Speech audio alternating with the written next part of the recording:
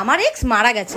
তো আজকে আমি সেখানেই যাব, তার শেষ যাত্রায় শ্মশানে। তাই আমি আজকে পুরোপুরি আমার এক্স এর মনের মতন করেই সেজেছি। তো ভাবলাম স্মৃতি হিসাবে এক্স এর শ্মশান যাত্রার ব্লগটা তোমাদের সাথে শেয়ার করাই যাক। তো চলো দেখতে থাক। সকাল সকাল ঘুম থেকে উঠেই দেখি এক্স এর বন্ধু ফোন করেছে, বললো নাকি সে নাকি মারা গেছে। আমি তো প্রথমে ভেবেছিলাম যাবই না, চিটিং বাসটা যা চিটিংবাজি করে গেছে আমার সাথে।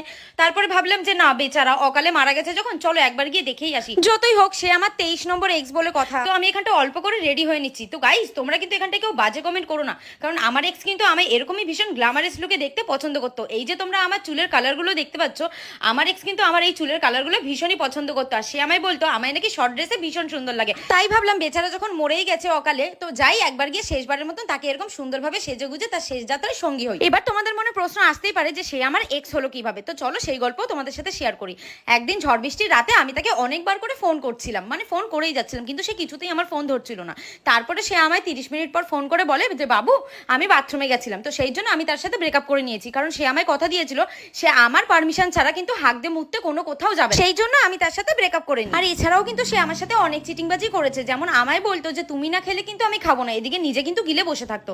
যাই হোক, ছেলে যেমন তেমনই থাকুক না কেন, কিন্তু ছেলে কিন্তু ভীষণ ট্যালেন্টেড ছিল। মানে আমার এক্স প্রফেশনে হচ্ছে চোর ছিল, মানে আগে চুরি করতো, কিন্তু আমি ওর জীবনে যাওয়ার পরে আমি ওকে অনেক বোঝালাম। তারপরে সে সেই চুরির টাকা দিয়ে হচ্ছে হাই রোডে একটা চায়ের দোকান খোলে। তো সেই চায়ের দোকানে আমরা প্রায় দিন আড্ডা মারতাম। আমি তাকে একজন চোরের থেকে মানুষ বানালাম, বিজনেসম্যান বানালাম। আমি তাকে চায়ের দোকানের বুদ্ধিটা এই কারণেই দিয়েছিলাম গাইস, কারণ একসময় কিন্তু আমাদের প্রধানমন্ত্রীও চা আলা ছিল, সেখান থেকে কিন্তু সে প্রধানমন্ত্রী হয়েছে। তো বলা যায় না আমার এক্সও যদি প্রধানমন্ত্রী হতো, সেক্ষেত্রে আমি কিন্তু মন্ত্রীর বউ হতে পারতাম। তো আমি কিন্তু আমার ভবিষ্যতের কথা চিন্তা করে আমি তাকে মানুষ বানালাম। আর শেষে সে আমার সাথেই বেইমানি করলো। সে কি ঠিক করলো? সেই ঝড় বৃষ্টির রাতে যদি সে আমার পারমিশন ছাড়া হাঁক দে না যায়, তাহলে হয়তো আমার ব্রেকআপটা হতো না, আর আজ হয়তো সে আমার সঙ্গেই থাকতো।